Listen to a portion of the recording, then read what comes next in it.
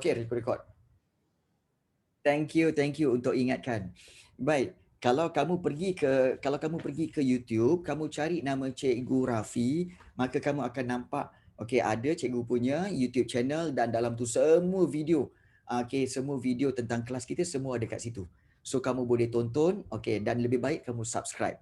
Cikgu guna nama yang sama dia, Cikgu Rafi. Tak ada lagi cikgu guna nama macam King Jongkook ke, tak ada. Jongkook tak ada. Jangan risau. Tak ada lagi. Okey. Tak ada jangan risau. Okey, baik. Jadi senang nak cari. Kan kalau guna Jungkook sekarang lain macam, semua cari BTS pula kan. Okey, baik. Okey. Ramai tu. Jadi ramai peminat K-pop hari ni okey, baik. Ingat. Ya, betul. Okey, terima kasih. Cikgu pun sebenarnya tak suka K-pop. Cikgu suka kari pop. Kari pop. Betul-betul cikgu saya suka. Okey. Okey, baik. So, kita minat anime je. Baik. So, kita lihat hari ni berkaitan dengan Kesultanan Johor Riau dan kita telah lihat pengasasan Kesultanan Johor Riau di mana rupa-rupanya Johor Riau itu telah diasaskan oleh keturunan Sultan Melaka iaitu Sultan Mahmud, sultan yang terakhir kan.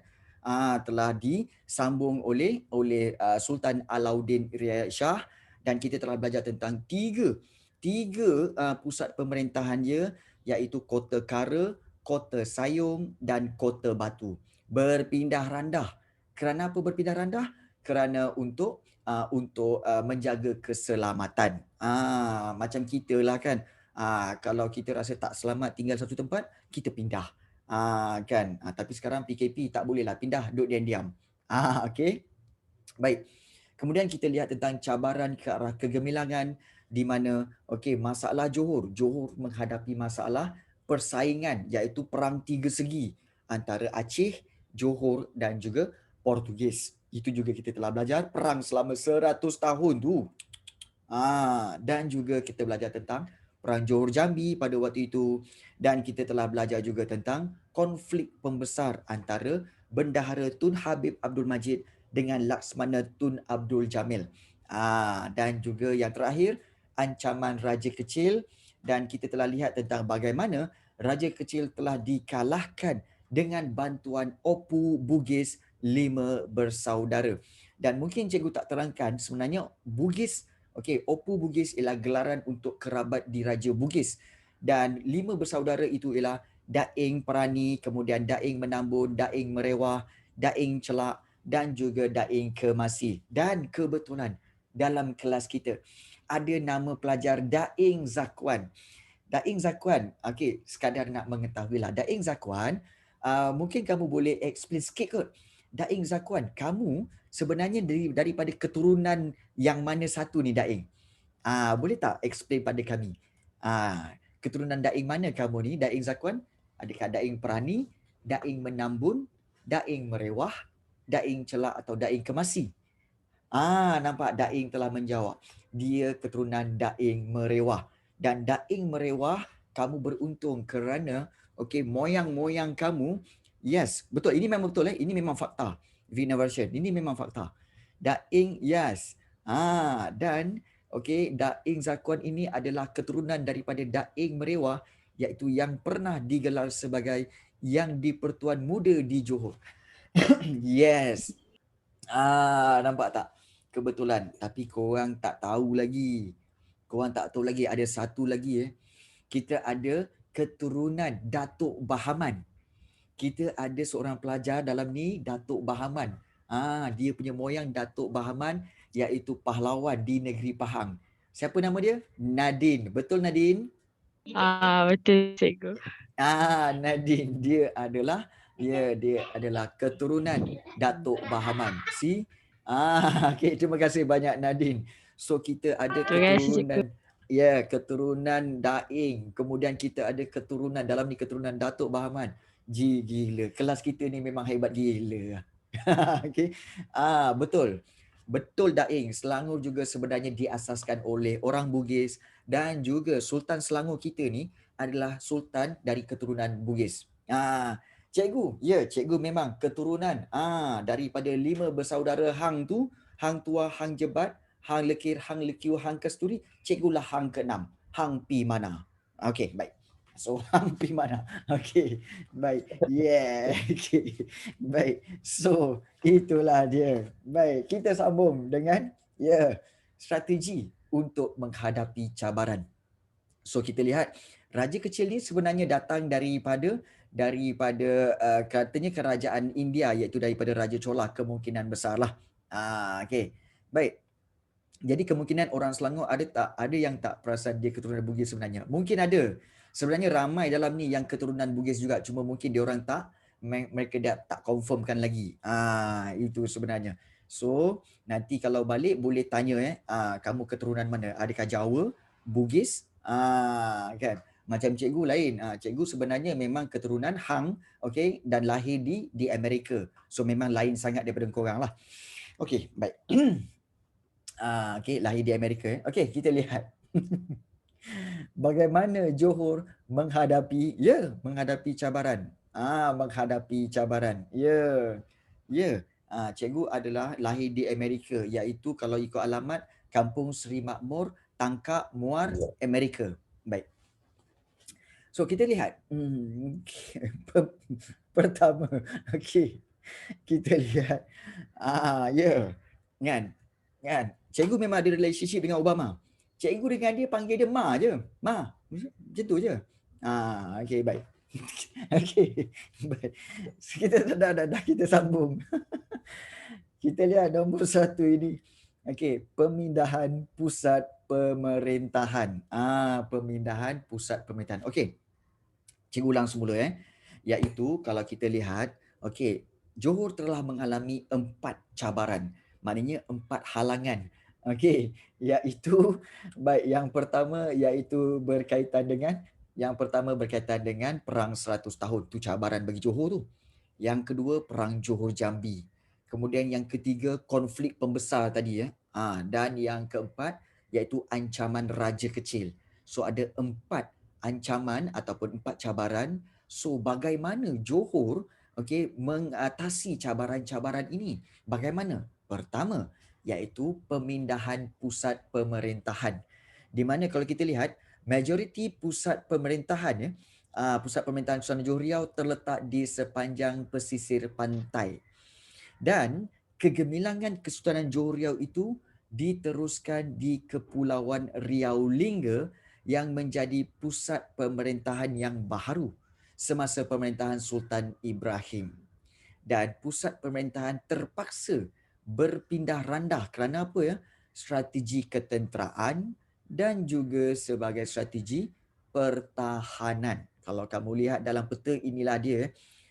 Mula-mula di Kota Kara, kemudian di Kota Sayung, kemudian di Kota Batu, iaitu Kota Sayung di sini dan juga Kota Batu di sini. Jadi 3 kali berpindah randah. Kerana apa? Kerana nak menghadapi ancaman musuh. Kena berpindah randah. Itu strategi dia. Dan yang terakhir kalau kita lihat, mereka berpindah di Kepulauan Johor Riau ataupun Riau Lingga. Itu lebih selamat kat situ. So itu adalah strategi yang pertama, iaitu apa? Pemindahan pusat pemerintahan. Itu yang pertama. Bagus. Idea diorang memang bijak. Berpindahlah. Yang kedua, membina kota pertahanan. Baik, soalan dia. Kenapa majoriti pusat pemerintahan di kawasan pesisir pantai? Baik, kawasan pesisir pantai bagus pertama sekali untuk dijadikan pelabuhan. Bila dijadikan pelabuhan, maka boleh menerima para pedagang dan mendapat barang-barang dagangan. Boleh membina pelabuhan. Yang kedua iaitu mudah untuk apa? Untuk melakukan serangan dan tidak balas sekiranya diserang oleh pihak musuh. Yes.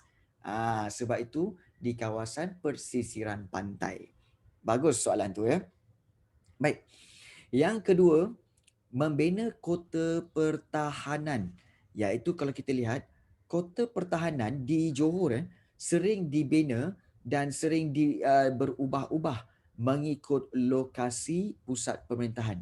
dan mempunyai bentuk serta cirinya yang tersendiri. Sebagai contoh Kota Kara.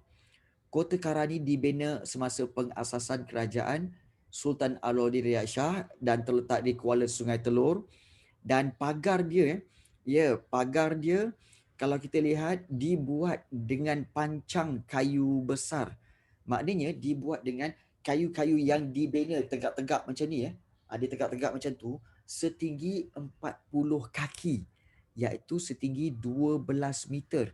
Kalau 12 meter 40 kaki. Okey, bermakna hampir lebih kurang bangunan 3 tingkat. 3 tingkat 3 tingkat lebih kurang lah. Jadi tinggi, memang tinggi. Sebagai macam KLCC ke? KLCC tu tinggi sangat. Tak adalah tinggi sangat macam KLCC, tapi tinggilah. Supaya dapat menangkis serangan-serangan. Kemudian di antara pancang-pancang tu dia ada meriam. Diperkuatkan dengan meriam dan juga bedil. Sekiranya diserang, mereka boleh menembak semula. Ini cikgu rasa strategi yang sama kalau kamu main game-game strategi seperti COC ke ataupun game-game strategi. Kamu bedil tu pistol. Okey, game-game strategi kan kalau kamu tengok tu kan adalah dia mesti buat tentera, kemudian askar, kemudian juga ada meriam dan ada bedil kan, dan juga ada dia akan bina tembok. So kalau bina tembok tu kena ada dia punya senjata di situ, iaitu meriam ke semua kan, sebagai pertahanan. Kalau siapa yang biasa main game, yes itu Clash of Clans tu. Siapa yang biasa main game dia tahu. Nampak tak? Inilah dia, kamu belajar. Kamu mungkin tengah main game kan, kamu cakap apa? Tengah main game ni. Agaknya macam ni lah agak-agaknya iaitu Kota Kara yang dibina oleh Kesultanan Johor Riau. Sekarang ada dom dom pun sebenarnya tak begitu efektif sangatlah Genshin Impact pun boleh juga. Boleh juga. Macam-macam lah korang ni kan. Jangan tanya lebih-lebih. Cikgu tak main game. Sebab cikgu tak pandai main game. Cikgu pandai main hati je. Cikgu main hati Sewa. Okey. Okey, baik. Uish. Cek. Main game. Bukan. Bukan buaya. Arnab. Okey. Sifat dosa.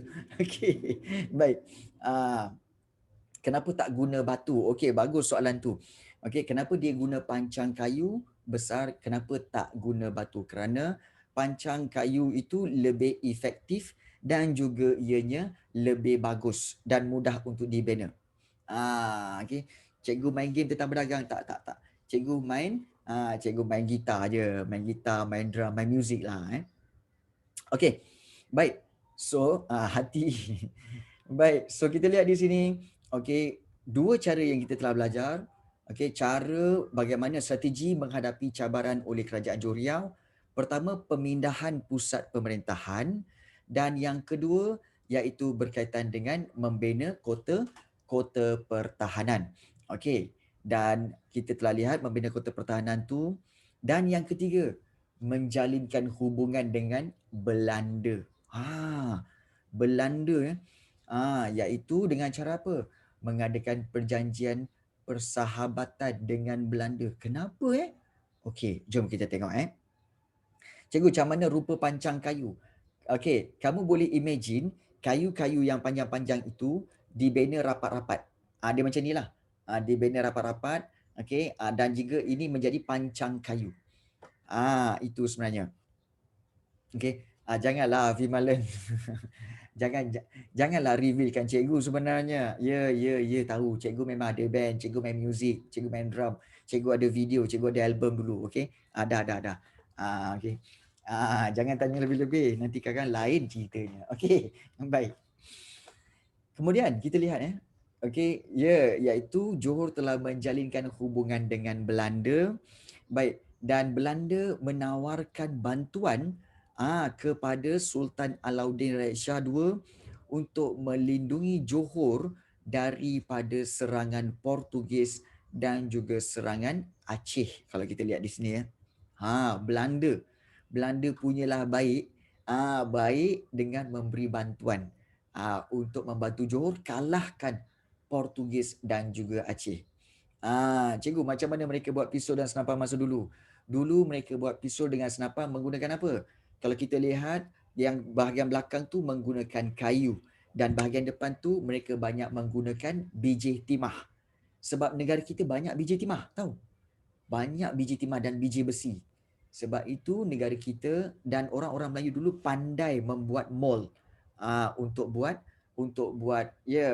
guna gunpowder, guna peluru timah. Yes, dulu orang dulu. Orang dulu kaya lah. Korang tak tahu Korang tak tahu ke Melaka tahu memang eh. kaya? Mm-mm. Sebenarnya kamu tahu Melaka dulu punya kaya Melaka sampaikan setiap rumah semasa sebelum kedatangan Portugis, setiap rumah di Melaka tu at least ada 1,000 gram emas. Wow. Setiap satu rumah di Melaka ada 1,000 gram emas. Yes, dan ini siapa yang tahu? Ini adalah catatan Alfonso de Albuquerque. Alfonso de Albuquerque dia yang catat. Setiap rumah di Melaka memang ada hampir 1,000 gram emas. Itu satu. Yang kedua, dia kata apa? Budak-budak main batu seremban. Kamu tahu kan batu seremban? Ada 5 biji batu tu. So ambil timbang kan. Budak-budak Melaka main batu seremban pakai batu ketulan emas. Ketulan emas tu buat main batu seremban. Tak berat ke? Emas sebenarnya tak berat. Emas betul-betul sebenarnya tak berat. Boleh main timbang begitu. Bayangkanlah punyalah kaya. Itu di Melaka tu. Tak ada orang Kelantan kan ke? Tak ada. Tak ada. Tak ada. Jadi ini memang membuktikan memang Melaka memang kaya. Johor ada emas ke? Johor mendapat emas daripada perdagangan dengan negeri Pahang. Sebab Pahang yang banyak emas. Pahang banyak emas. Perak banyak biji timah. Yes, betul, lagi kaya daripada zaman sekarang. Okay. So itulah yang dikatakan sebagai kekayaan. Sebab itu British datang, Belanda datang, okay, kemudian Portugis pun datang. Dia orang nak curi kekayaan negara kita. Maknanya apa? Maknanya kita kaya, dia orang miskin. Dia orang yang miskin. Betul. Jadi fahami hakikat itu ya, fahami hakikat tu. Yes. So, kita lihat di sini Okey, salah satu strategi bagaimana Johor dapat mengalahkan Portugis iaitu telah membuat perjanjian persahabatan dengan Belanda. Betul Aaron. Jadi kita lihat di sini di mana perjanjian Johor Belanda ditandatangani oleh antara Admiral Belanda iaitu Cornelis Matthijs de Jonge dan juga Sultan di atas kapal Belanda bernama Orange. Betul Adam Lufan. Sebenarnya negara kita ni pedagang-pedagang dulu dulu semasa kerajaan Melayu Melaka dan sebelumnya itu dulu, tanah Melayu ni dia tak panggil tanah Melayu. Dia panggil apa tahu? Golden Chersones, iaitu semenanjung emas. Dan kalau di India dia panggil apa? Suvarna Bumi, iaitu bumi emas. Maknanya apa? Tanah Melayu ni memang banyak emas. Kita pun sekarang ni memang banyak emas. Tak cari tengok kat luar, banyak kedai emas kan? Kedai emas yang mak kita selalu pergi. Kan? Itu memang banyak kedai emas. Banyak. Banyak emas Ya, betul. Terima kasih untuk mengingatkan. Vimelon kata tadi 62, sekarang partisipan kita 70 orang. Wow, rekod. Tak apa. Okey, baik. Wow. Okey, yes. Belanda, kita lihat Belanda meminta bantuan Johor untuk menyerang Melaka. So Johor beri bantuan dalam perang Belanda Portugis dengan cara apa tahu? Kalau kita lihat di sini iaitu dengan cara membantu mengangkut peralatan perang. Tentera-tentera Johor mengangkut peralatan perang. Kemudian membuat tapak meriam, menggali parit kubu, kemudian menyekat musuh yang lari ke dalam hutan, tangkap.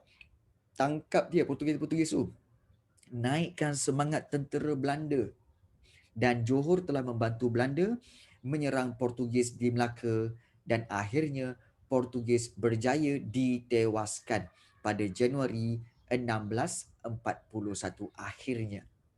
Namun selepas itu Melaka diperintah oleh Belanda, dan selama 120 tahun ya. Ada yang tanya Admiral Belanda tu apa? Admiral tu ialah Panglima Angkatan Laut. Itu Admiral. Okey, Panglima Angkatan Tentera Laut. Baik, kembali. Apabila Portugis berjaya dikalahkan oleh Belanda dan Johor, Belanda telah take over Melaka. Sebab itu selepas itu Melaka telah diperintah oleh Belanda hampir 120 tahun tau. 120 tahun diperintah oleh Belanda. Dan oleh kerana pemerintahan Belanda itu, orang-orang Melaka daripada sangat berbudi bahasa, sangat sopan santun, telah menjadi orang-orang yang kasar. Sebab itu sampai sekarang kalau orang pergi Belanda dia kata apa? Kan? Sebab cikgu ada orang ada kawan di Belanda kan. Bila jumpa dia kan, mula-mula sekali dia cakap apa tau? Uish, Rafi. Wah, lama tak jumpa kau, celaka kau. Aku ingatkan kau dah mampus. Rupanya kau hidup lagi. Alamak, kena celaka aku. Kan? Orang Melaka. Tapi rupa-rupanya kan bila salam kan, dia baik. Dia baik rupanya. Dia baik rupanya. Tapi mula-mula, kasarnya kau punya cakap. Tapi bila kita fikir balik dalam sejarah, kenapa dia jadi kasar macam tu? Betul. Kalau ada kenal orang Melaka, nenek orang Melaka pun semua, memang dia cakap kasar. Memang dia cakap kasar. Tapi dia baik. Betul. Rupa-rupanya, kenapa tahu? Selama pemerintahan Belanda itu, orang-orang Melaka sangat benci dengan Belanda. Sangat benci dengan Belanda sebab Belanda ni perangai tak senonoh. Kemudian suka ambil barang orang tanpa pulangkan balik. Kemudian berjanji tak ditepati. Jadi orang-orang Melaka benci dengan Belanda sampai tiap-tiap hari mereka maki hamun Belanda. Itu yang sampai sekarang tu. Dan betul ada Lufan. Dan apabila mereka benci kepada sesuatu perkara, mereka akan kaitkan dengan Belanda. Contohnya apa? Ayam Belanda. Tahu tak ayam Belanda? Turkey tu. Kenapa dipanggil ayam Belanda? Tahu. Sebab Sebab dia ya. kasar. Sebab ayam tu dah lah buruk. Kemudian bunyi kat tu kuk macam tu kan. Jadi orang Melayu tak makan. Orang Melayu tak makan. Orang Melayu kata, ini ayam apa buruk ni kan. Benci aku tengok ayam ni. Ni ayam Belanda. Dia benci dengan Belanda jadi ayam Belanda. Betul. Ayam Belanda. Kalau tikus Belanda tu cikgu? Tikus Belanda sama lah tu. Tikus Belanda. Benci dengan tikus tu. Tikus Belanda. Betul Syed Zafran. Begitu juga selain daripada ayam Belanda. Tu paku Belanda. Paku Belanda tu, paku Belanda ialah paku yang tak ada kepala tau. Dia tanam, dia ketuk masuk dalam kan. Kemudian bila nak cabut balik tak boleh sebab tak ada kepala. Benci aku dengan paku ni. Ni paku Belanda. Paku Belanda. Kemudian yang satu lagi ni apa iaitu durian Belanda. Durian Belanda, kenapa orang-orang Melayu benci? Sebab kat luar duri. Ingatkan durian. Bila buka, isi dia putih. Lepas tu masam pula tu. Kan? Benci aku dulu. Kan? Ini durian Belanda. Benci dengan Belanda sampai benda-benda yang tak disukai pun dipanggil Belanda. Itulah sebenarnya. Ya. Tapi Belanda dan Johor tak perang sebab Johor dengan Belanda telah bersahabat. Tapi orang-orang Melaka memang benci dengan Belanda. Sebab itu sampai sekarang perangai orang Melaka, kalau jumpa orang Melaka, jumpa orang kan mesti dia ada macam kasar sikit. Siapa yang orang Melaka kat sini boleh akui tak perkara itu? Mungkin kamu ada pengalaman nenek kamu semua, betul kan? Syazwin Aisyah kata, ya betul. Betul Alia pun orang Melaka, betul. Jadi nak buat macam mana? Itulah sejarahnya ya. Itulah sejarahnya. Homo Belanda ke? Lebih kurang lah kan. Orang yang paling bodoh. Ya berbudi bahasa. Orang Johor berbudi bahasa. Dia berlembut. Sebab itu orang Johor belakang-belakang dia ada kan. Hari ni kita belajar sejarah kita belajar bab 6 betul. Lepas tu jangan pula korang tiru. Kan korang kan lain jadinya. Jangan. Okey.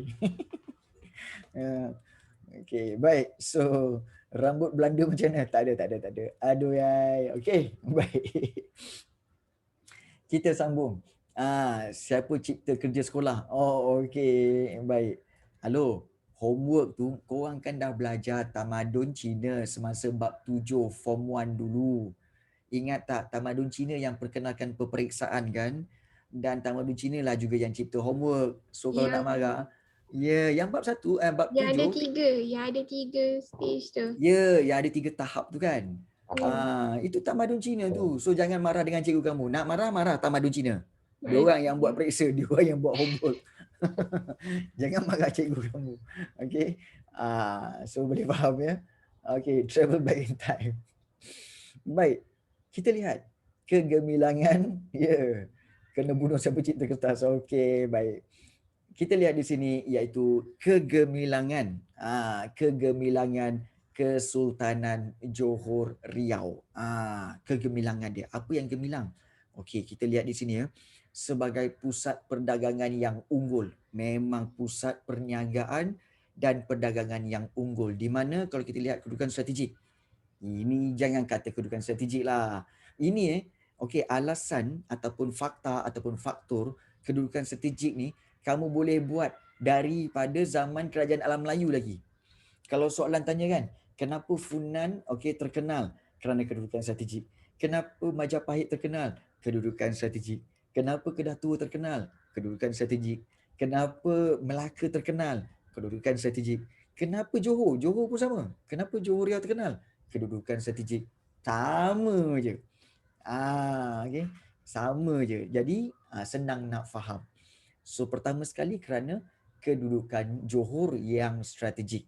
Iaitu kalau kita lihat seperti pelabuhan Johor Lama, Johor Lama, Batu Sawah dan Pancur mudah dimudiki. Dimudiki maksudnya mudah dilalui oleh kapal. Itu dimudiki. Iaitu mudah dilalui oleh kapal besar kerana Sungai Johor yang dalam dan juga lebar. Itu pertama. Kemudian lokasi pelabuhan di kawasan selatan Selat Melaka membolehkan dia mengawal lalu lintas kapal dagang dari timur dan juga dari barat. Boleh kawal lalu lintas. Dan yang ketiga, pelabuhan kedudukan strategik ni kerana apa tahu? Pelabuhan Riau yang terletak di persimpangan lalu lintas maritim menjadi tumpuan para pedagang luar untuk berurus niaga. So ada 3. Iaitu Sungai Johor tu dah memang dalam. Kemudian yang kedua dapat kawal lalu lintas kapal. Dan yang ketiga iaitu menjadi tumpuan para pedagang kerana terletak di persimpangan lalu lintas. So itu kedudukan yang strategik. Yang kedua iaitu tumpuan para pedagang. Di mana pedagang Jawa. Ada orang Jawa kat sini tak? Ada orang Jawa kat sini tak? Dia tak sebut Jawa sebut ada orang Jawa kat sini tak? Ada. Ya Izzah Syairah ya orang Jawa ya. Ya cikgu pun orang Jawa juga. Ngomong sitik-sitik wae. Ngomong sitik-sitik wae. Okey. Baik. Ya silakan Aiman. Ya. Jadi kita lihat pedagang Jawa ni memilih pelabuhan di Johor. Kerana tidak berminat dengan Portugis di Melaka.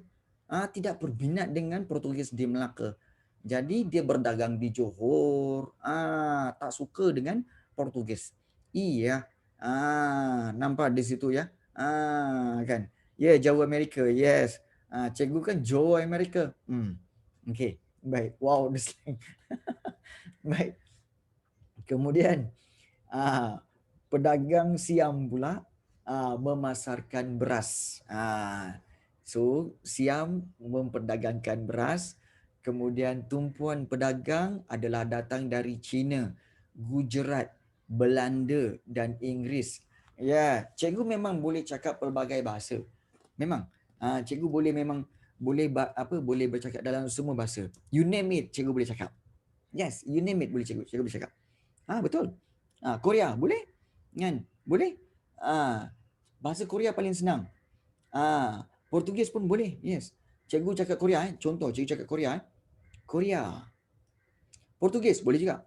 Portugis. Pandai cikgu. Okay. Saya pun tak boleh buat yang tu. Okey.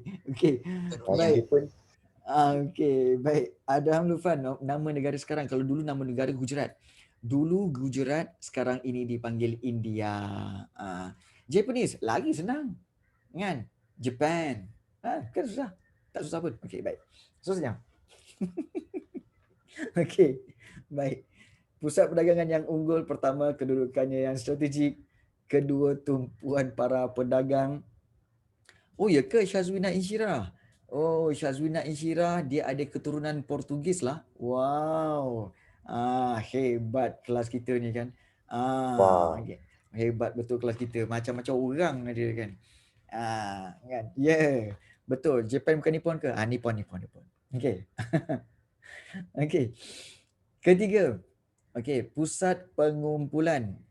Pusat pengumpulan dan juga pengedaran pelbagai barang dagangan.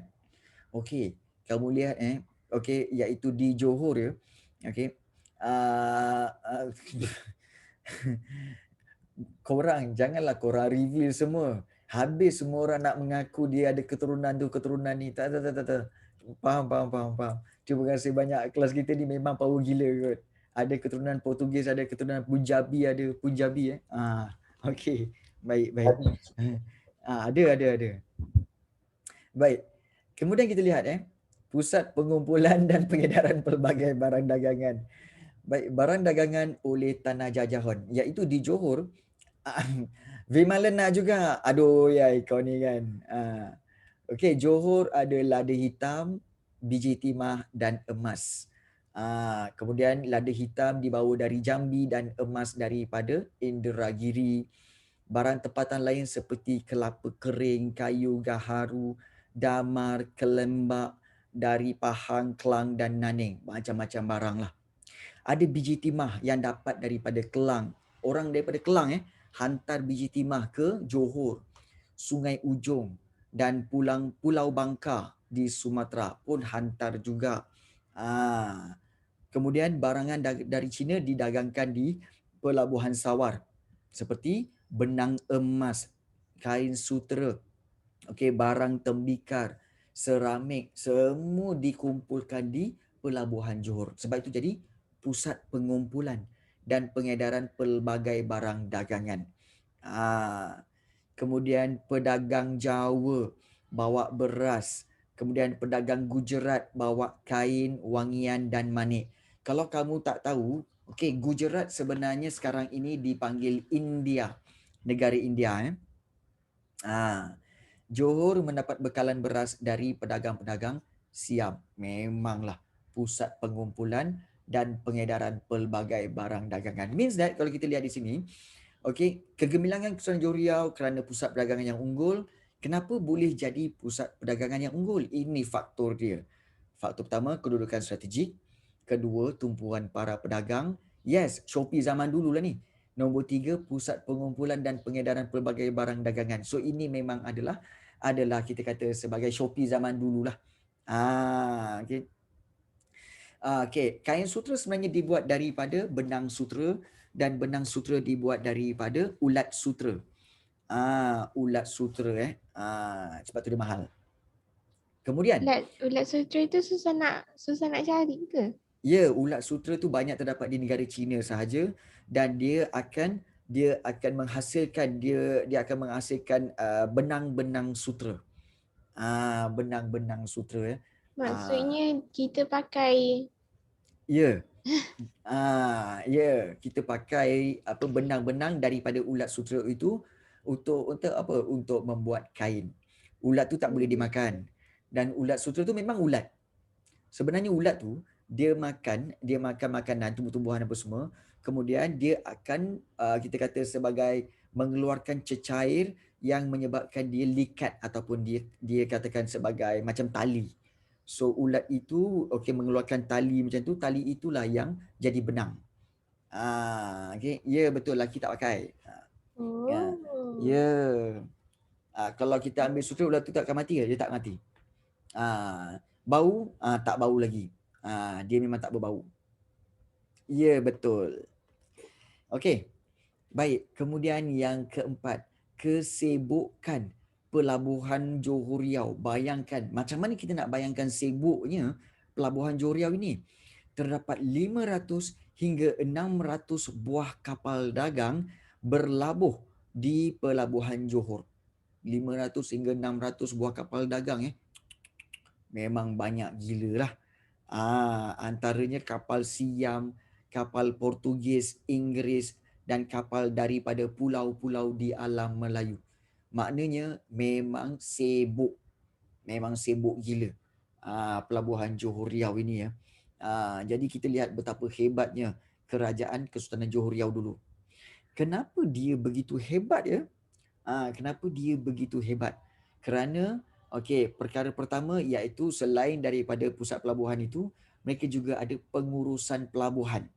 Kita tengok pengurusan pelabuhan ni. Pertama, kemudahan di pelabuhan. Pelabuhan-pelabuhan dia ada pelbagai kemudahan. Iaitu kemudahan apa tahu? Kemudahan untuk ada tempat penginapan, ada tempat makanan, ada restoran, ada chalet, ada tempat macam-macam lah kemudahan pelabuhan, ada tempat berniaga. Itu bagusnya. Di Johor, Pelabuhan Johor, ada kemudahan pelabuhan. Yang kedua, ada urusan jual beli, boleh berniaga terus di Pelabuhan Johor ni, boleh berniaga. Kemudian yang ketiga, sistem naungan, iaitu apa tahu? Para pembesar bendahara, temenggung, penghulu bendahari, mereka melindungi para pedagang.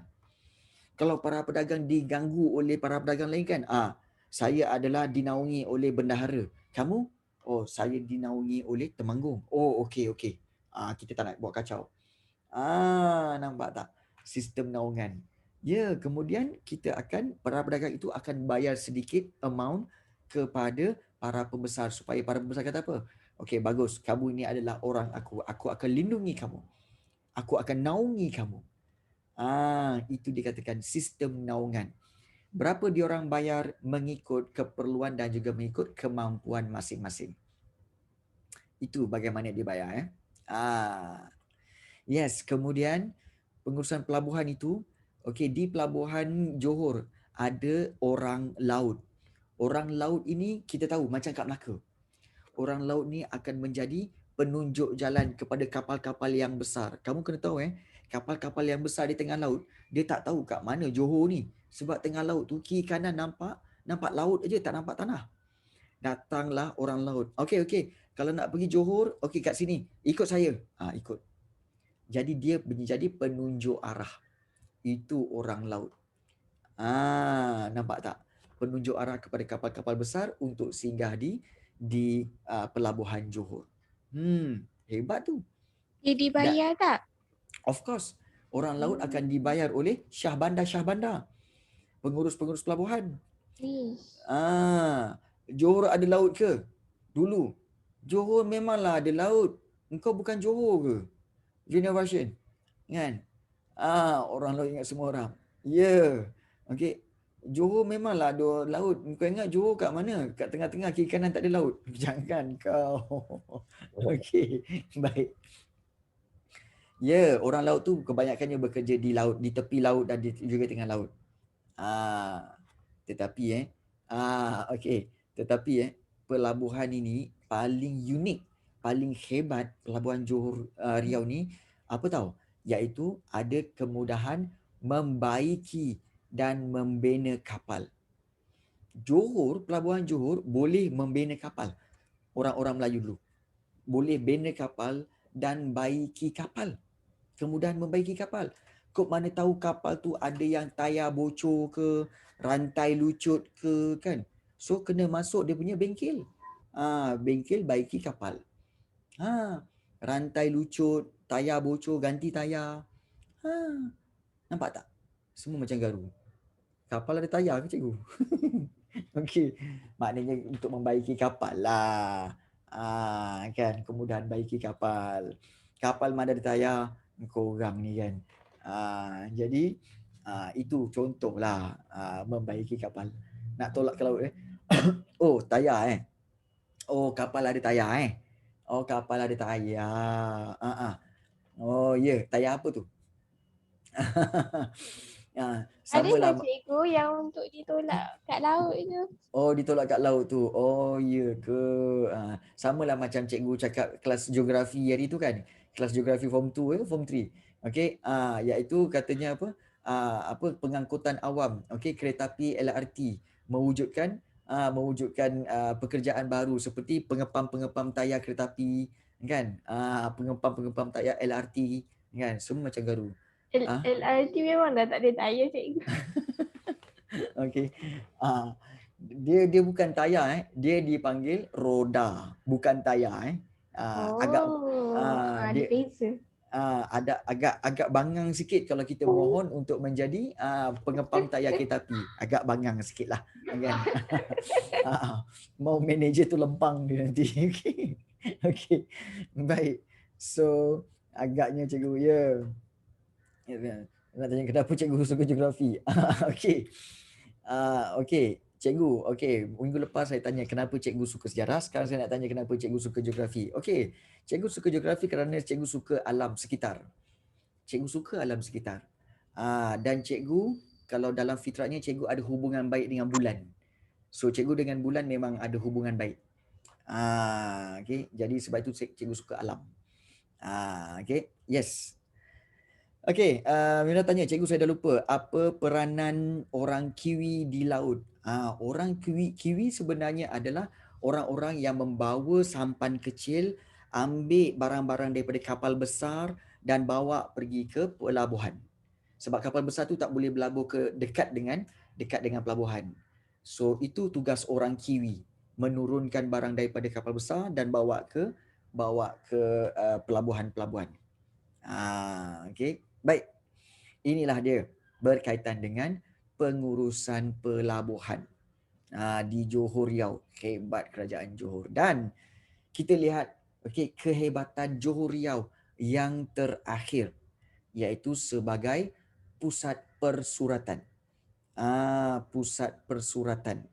Persuratan ni maknanya apa tahu? Iaitu sebagai pusat untuk mengeluarkan karya-karya, buku-buku yang hebat yang menjadi rujukan sejarah.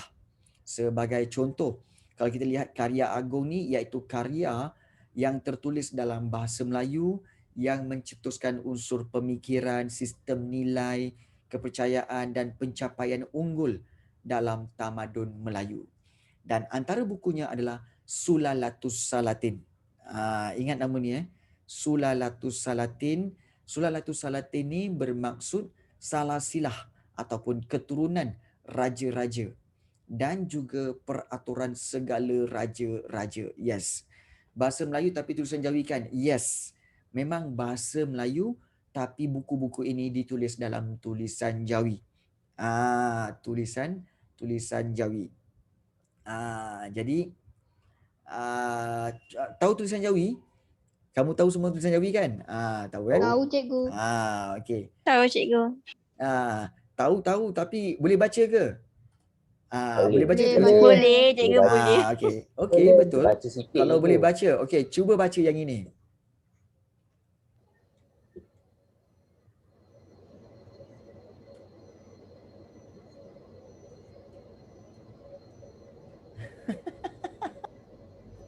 Bingana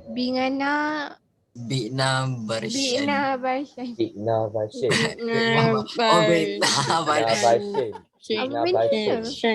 Okey. Ini cikgu Barshan. Bigna Bashin. Ini cikgu tulis nama Vigna Varshan tapi Varshan. dalam bahasa Jawi. V bukan macam tu. Kalau V untuk ni dia macam wow pasal ada titik atas. Jawi kan tak ada Betul. huruf va. Ya. Va kan cikgu. Ya. Nanti ngambah bukan va. Tak ada huruf va. Kena tak yang wow tak titik tu. yang tak tahan tu Vina Bashin terkejut. Nama saya. Okay. Baik. So terkejut dia. Saya relax Okay. Vina Bashin. Aduh ya, terkejut Vina Bashin. Okay, baik. Itu tulisan Jawi ya. Itu tulisan Jawi. Baik. So kita lihat di sini ya. Okay, Sulalatus Salatin. Okay. Naskah asal dia bernama Hikayat Melayu. Okay, Hikayat Melayu menceritakan asal usul keturunan Raja-Raja Melaka, kemudian adat istiadat kerajaan dan sejarah Kesultanan Melayu Melaka. Dan dan satu lagi iaitu Hikayat Hang Tuah. Hikayat Hang Tuah ni memang hebat dan dihasilkan oleh pengarang dari Johor selepas kekalahan Portugis di Melaka ya. Dan ianya adalah sebuah epik kepahlawanan zaman kegemilangan Kesultanan Melayu Melaka. Dan kandungannya berkait rapat dengan ketaatan atau kesetiaan Hang Tuah kepada raja dan Kesultanan Melayu Melaka. Baik, so Vimalan tanya hikayat tu apa? Hikayat ni sebenarnya adalah kita kata kisah dongeng. Namun begitu, dalam kes Hang Tuah, dia sebenarnya separuh dongeng dan sebenarnya mereka sedang buat kajian bahawa sebenarnya Hang Tuah ni memang ada wujud. Memang wujud. Memang wujud ya. Memang wujud. Jadi dia bukanlah hikayat. Dan dia memang betul. Dan Hang Tuah ni dicatatkan bahawa sebenarnya Hang Tuah ni memiliki 7 bahasa. Dia boleh bercakap dalam 7 bahasa. Bahasa Melayu, bahasa Arab, bahasa Inggeris, bahasa Belanda, bahasa Tamil, bahasa Cina. Dan sebab itu dalam sejarahnya Hang Tuah pernah sampai ke negara India, kerajaan Chola, dan dia telah fight dengan panglima perang di kerajaan Chola, dan kerajaan Chola punya panglima tu kalah. So raja sendiri kata apa? Wow, hebat pahlawan dari Melaka ni. Itu satu. Kemudian, ya betul, Leonardo da Vinci pernah mention Hang Tuah. Sebab Leonardo da Vinci kata apa? Hang Tuah pernah datang ke Rom jumpa dia untuk berbincang tentang ada satu rekaan Leonardo da Vinci yang sedang dia lukis, dia tengah buat. Yes. Jadi bermakna Hang Tuah ni adalah satu figure yang memang pernah wujud. Yes. Okay. Masuri wujud ke? Masuri wujud. Masuri memang wujud. Yes. Okay. So hikayat Hang Tuah adalah ceritanya dan tokoh persuratan. Okay, tokoh persuratan maknanya tokoh yang menulis karya-karya yang terkenal ini adalah seperti Tun Sri Lanang. Di mana Tun Sri Lanang ini kalau kita lihat nama sebenarnya ialah Tun Muhammad bin Tun Ahmad Paduka Raja. Okay. Dan dilahirkan di Bukit Seluyut, Kota Tinggi, dan beliau menjadi bendahara Johor semasa pemerintahan Sultan Alauddin Riyad Shah II, dan beliaulah menulis semula Sulalatus Salatin. Dan antara karya-karya lain yang terkenal ialah seperti Tajul Salatin ataupun Mahkota Raja, Tufat An-Nafis, Salasilah Melayu dan Bugis, Gurindam 12. Cikgu rasa dalam buku ada tentang Gurindam 12 ni buku BM, iaitu buku antologi. Buku antologi Gurindam 12. Ini sebenarnya daripada kerajaan Johor Riau. Yes, form 4. Kemudian hikayat Anak Panah Sedasa dan juga Syair Ungku Puteri. Ini karya-karya sastra yang telah wujud di kerajaan Johor Riau, merujuk kepada apa? Kehebatan Kesultanan Johor Riau. Maka dengan itu telah tamatlah bab yang ke-6, iaitu Kesultanan Johor Riau. Baik, hari ini apa yang kita telah pelajari pada hari ini? Okey, hari ini kita telah belajar tentang 2 perkara, iaitu strategi bagaimana Johor menghadapi cabaran. Yang pertama, pemindahan pusat pemerintahan. Yang kedua, iaitu membina kota pertahanan. Dan yang ketiga, iaitu menjalinkan hubungan dengan Belanda. Okey, jadi ada 3. Dan kegemilangan Kesultanan Johor Riau iaitu sebagai pusat perdagangan yang unggul. Okey, kerana kedudukannya yang strategik. Kemudian tumpuan para pedagang, kemudian pusat pengumpulan dan pengedaran pelbagai barang dagangan serta kesibukan pelabuhan Johor Riau. Okey.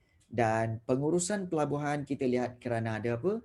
Kemudahan pelabuhan, urusan jual beli, sistem naungan, peranan orang laut dan kemudahan membaiki dan membina kapal.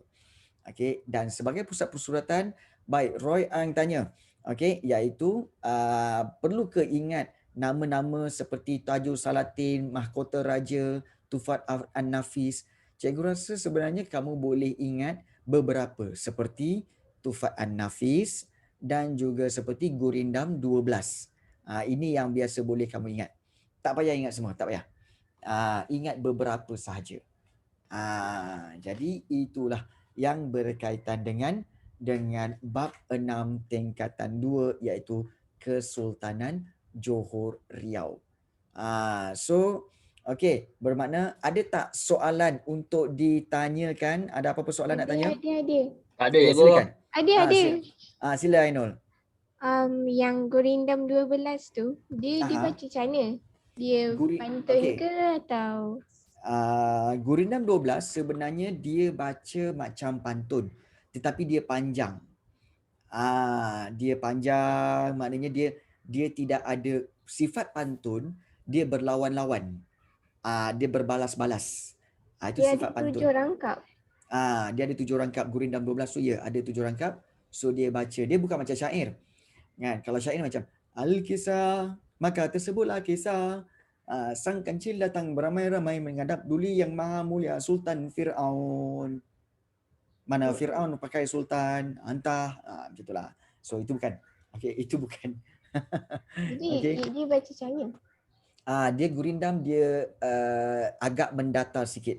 Dia macam baca tu macam agak macam sajak sikit lah. Contoh. Contohnya, alamak, cikgu tak ada lah. Saya ada, Cikgu saya tak ada. ada dia punya contohnya. Saya tunjuk, saya type dekat dalam chat. Okey, mungkin sebenarnya kalau bacaan dia mungkin macam ni kot. Meh cikgu tunjuk. Macam ni kot dia bacanya. Cikgu tunjukkan cara dia. Dia macam ni kot lah kan. Iaitu kita lihat macam ni kot. Dia baca surat macam ni kot.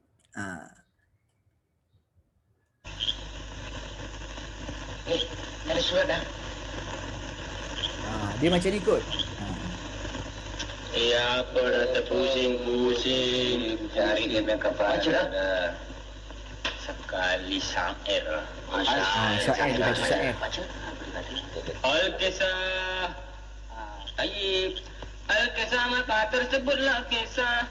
Tayyib. Sang kancil datang ramai-ramai menghadap ke bawah dunia yang maha mulia Sultan Fir'aun. Mana Fir'aun pakai Sultan? Kita. Tak tahu baca kamu. Tengok aku baca. Kau tahu baca ya? Tak, dia tak tahan dia baca dekat. Jangan tak. Ya, dekatlah sikit. Yang tu balik pun tak balik. Oh, yang kecil lah. Aja mata aku ketinggalan dah. Panas juga dah. Kau dua-dua ni memang buta huruf. Kau tengok aku. Kau lah. Dia tulis Arab. Ni Arab baca dah kami ngerti lah. Cuba baca. Aku baca ya. Wal fadang fasirul ta'adudil pokok kayuin panasutariku ya berakku. Padang pasir tak ada pokok kayu panas terik lah. Bukan, itu bukan Arab. Kurma. Apa dah kurma? Kau tahu mana? Itu punya kurma.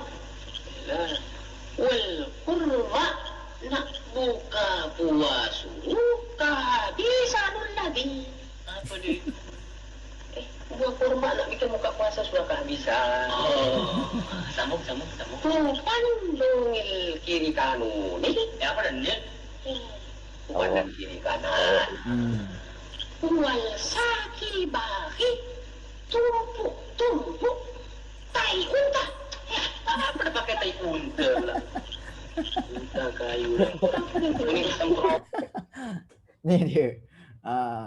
Aziz baca bunyi syair, Sudin baca bunyi Arab, Ramli baca tak bunyi langsung. Itulah dia cerita Piramli tu. Jadi jadi itulah, kalau tak reti baca jangan baca.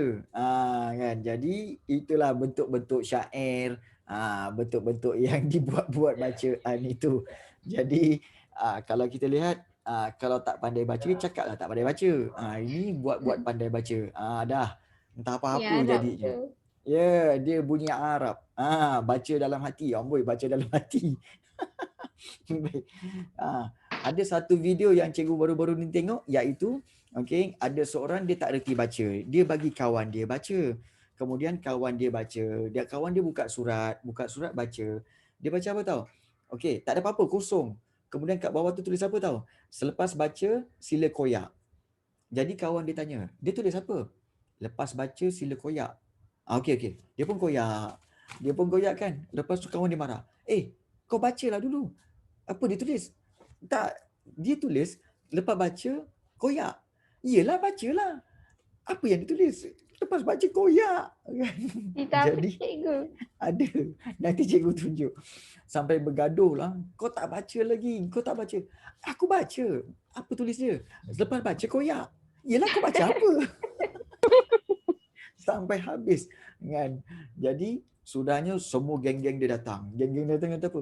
Baik, kau cakap betul-betul. Apa kau baca? Sudahnya dia fikir. Sampai gaduh. Aku kena tipu ni. Sebenarnya kan, sebenarnya dia tulis engkau kena bersedia sebab nanti dia ni nak curi isteri kau bawa balik rumah. Semua dia bergaduh. Dia pun belah. Aku tipu, kau percaya. Aku cakap betul, kau tak percaya. Itulah. Nampak? Jadi di sini kita lihat kadang-kadang kan, jadi dia jadi macam tak betul je. Aduh, ya. Ada juga. Kenapa? Nanti itu video tu nanti cikgu tunjuk kat korang. Lepas baca, sila koyak. Itu je pun jadi isu. Macam-macam zaman sekarang ni. Kan? Bijak juga orang yang tulis tu. Bijak orang yang tulis. Baik. Jadi, kita telah tamat bab 6. Alhamdulillah. Tetapi, cikgu nak tanya kamu, bab 6 ni dah masuk belajar di PDPR ke ataupun di sekolah? Dah masuk dah belum? Belum. Dah, lagi, belum. Saya baru Dah, dapat cikgu. Belum. Dah, cikgu. Okey. Dah okey. Belum, Baik. cikgu. Tak apa. Kalau belum macam tu, ada kemungkinan besar for the next class kita buat sedikit latihan nak daripada bab 1 sampai bab 4. Kita buat latihan lah. Asyik belajar je pun bosan juga kan. Lepas tu asyik quizzes je bosan juga quizzes kan. Kan. Jadi kita buat latihan dan jangan risau. Kalau katakan latihan tu soalan objektif, tak apa. Kita boleh buat sama-sama. Tapi kalau soalan struktur dan esei tu, cikgu tahu. Kalau 70 orang dalam ni, 70 orang, 69 orang ni, 69 orang ni memang tak suka buat latihan esei dan struktur. Betul tak? Betul. Betul, cikgu. Ya, tak apa. Betul. Cikgu faham. Cikgu faham. Cikgu faham. Okey, cikgu faham. Okey. Tak apa. Next class, tak apa. Next class kita akan buat sama-sama. Next class kita buat latihan esei tu, latihan esei kita buat sama-sama. Macam mana cikgu ajar? Macam mana nak buat ayat 1, 1, 1, 1. Ini cara jawapan dia. Dan kamu boleh praktis. Okey tak? Okey tak? Okey. Yes, so kita buat sama-sama. So lepas tu nanti kamu submit. Jadi macam tak ada homework dah.